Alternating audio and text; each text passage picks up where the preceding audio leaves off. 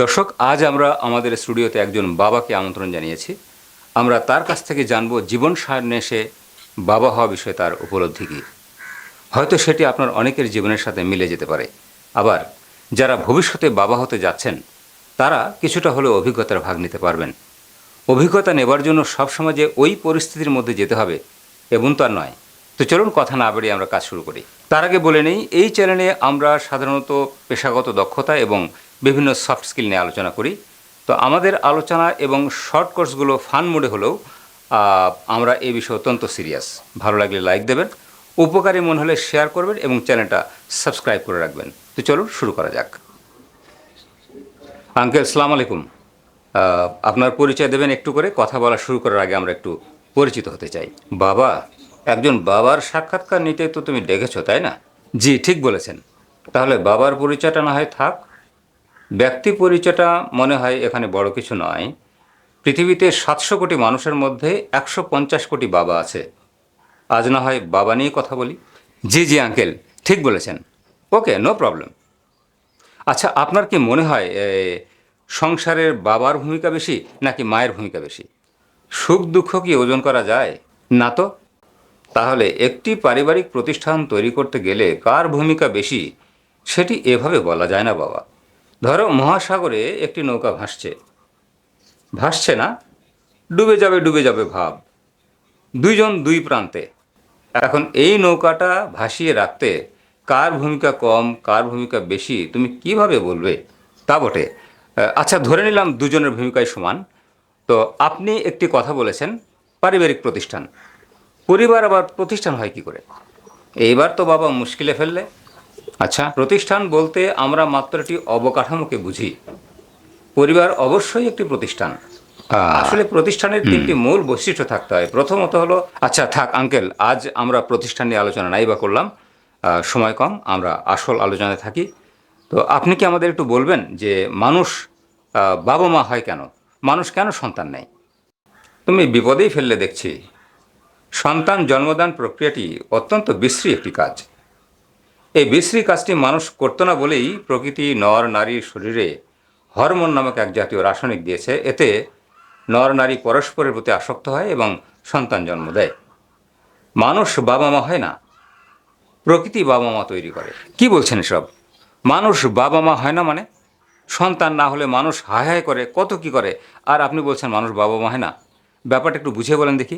দেখো, মানুষ যখন গোত্রবদ্ধ হতে শুরু করে তখন থেকে গোত্র রক্ষার জন্য, মানে যুদ্ধ করার জন্য পুত্র সন্তানের গুরুত্ব বেশি ছিল।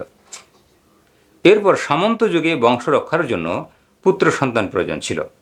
ব্যাপারটা মানুষ সমাজবদ্ধ হওয়ার পর থেকে বংশ রক্ষার বিষয়টি প্রাকৃতিক প্রয়োজন থেকে সামাজিক প্রয়োজন হতে শুরু করে।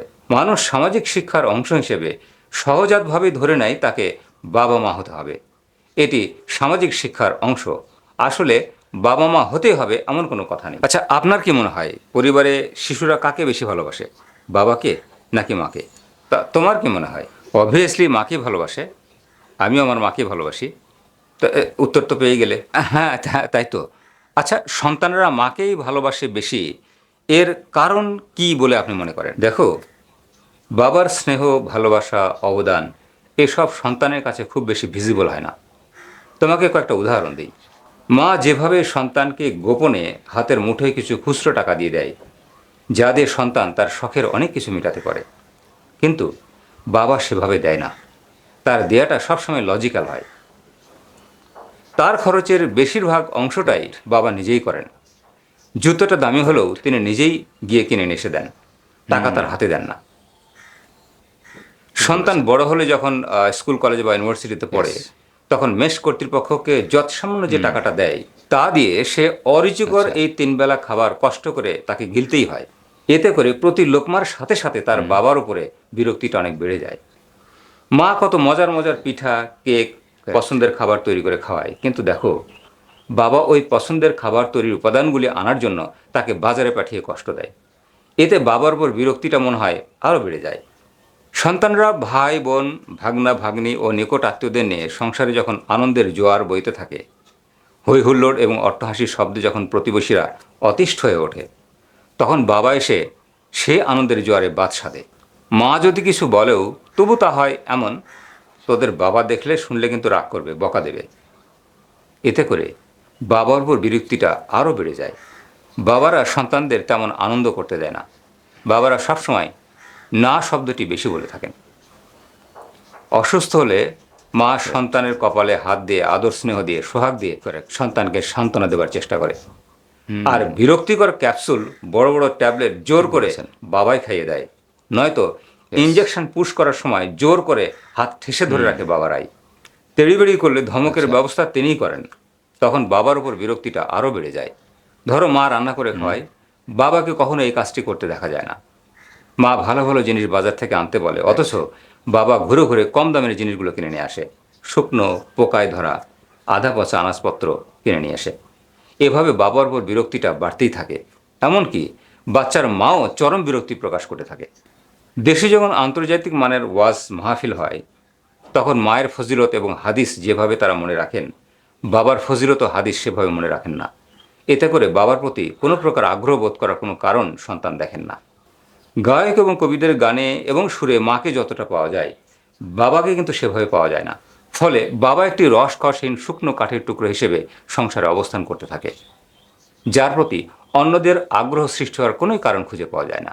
মা সহ সন্তানদের হৃদয়ের ব্যথা আকুতি তাদের চোখের পানি হয়ে গড়িয়ে পড়তে পারে।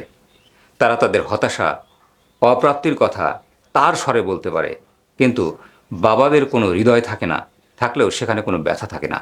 আবার ব্যথা থাকলেও তা কখনো চোখের পানি হয়ে গড়িয়ে পড়ে না।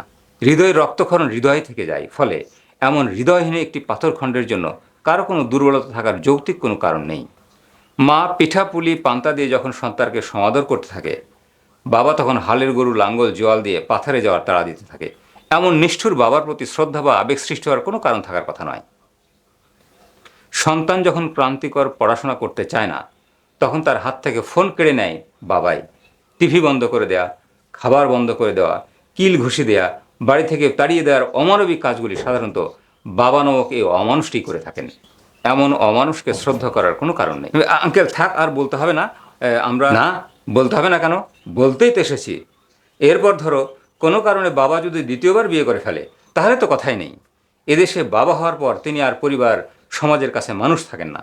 তিনি হয়ে যান শুধুই বাবা, শুধুই জোগালদার, শুধুই বঞ্চিত, শুধুই টাকার মেশিন, শুধুই বোঝা বহনকারী, শুধুই দায় বহনকারী, শুধুই প্রবলেম সলভার, শুধুই আবদার পূরণকারী। তিনি শুধুই দেবেন আর দেবেন।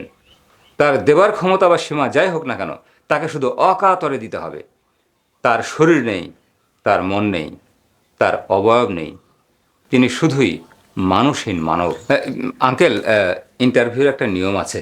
আপনি এভাবে কথা বললে তো হবে না। আপনি রাখো তোমার ইন্টারভিউ। এরপর সন্তান বড় হয়ে গেলে, সন্তান মেয়ে হলে তাকে বিয়ে দেয়া, বিয়ে পরবর্তী তার সংসার টেকানোর খরচ, সে সম্পর্কে তোমার কোনো আইডিয়া আছে? তারপর যদি ধরো সে ছেলে হয়, তাকে প্রতিষ্ঠিত করা, তাকে ব্যবসা ধরিয়ে দেওয়া বা কোনো চাকরি বাকরি জোগাড় করে দেওয়া, এই ঝক্কি ঝামেলা, এই যে খরচ, তা কি কখনো তুমি করেছো? বাবা কখনো ত্যক্ত বিরক্ত হয়ে কথা বললে সন্তান মায়ের কাছে চলে যায়, কারণ মায়ে তো দেবার দায়িত্ব নেই। মা হচ্ছেন প্রশ্রয়ের সাগর। দর্শক, আমরা অত্যন্ত দুঃখিত, আঙ্কেলকে আর সেটে রাখা সম্ভব হচ্ছে না। যাই হোক, বলেছিলাম যে কোনো পরিবারের তুলনামূলক বিরক্তিকর সদস্য হচ্ছে বাবা। এই বাবারা যখন একটা বয়সে এসে চোখ রাঙানির শক্তি হারিয়ে ফেলে, ধমকের কণ্ঠ হারিয়ে ফেলেন, হাত কাঁপতে কাঁপতে শাসনের লাঠি যখন হাত থেকে পড়ে যায়, তখন বাবার কোনো প্রকার করুণা পাওয়ার অধিকার রাখে না। নিষ্ঠুর এই পৃথিবীর কঠিন হিসাব নিকেশগুলো বোধহয় এমনই। যারা ভাবলেন বাবার ইন্টারভিউ দিলেন, মায়ের দেবেন না, তিনি কি মানুষ নন? তাকেও আমরা স্টুডিওতে নিয়ে আসবো, দেখতে থাকুন। আপনারা ভালো থাকবেন। আলোচনা কেমন লেগেছে কমেন্ট করে জানাবেন, লাইক দিয়ে পাশে থাকবেন। দেখা হবে পরের এই ধরনের কোনো আলোচনায়। তখন পর্যন্ত গুড বাই।